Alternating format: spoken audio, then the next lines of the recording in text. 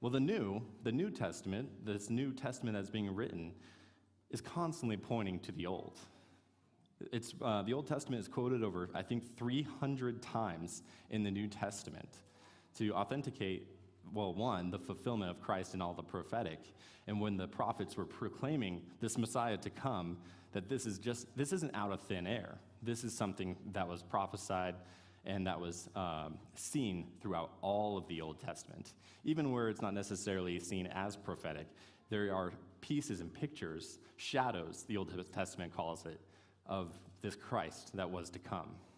And God, being the same God from the Old to the New, has worked in the same way that he always has. And that's Paul's point.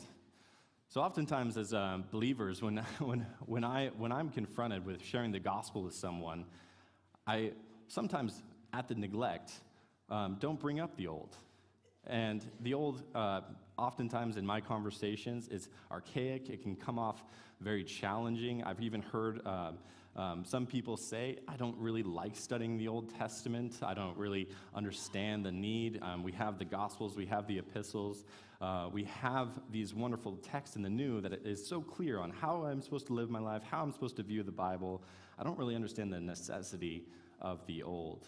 Well, let me just say, I love what we're doing right now, going through Genesis when Brian is here, because it is the continual, it is the same. And the new is, in a way, locked in so many facets if you don't know the promises that came before.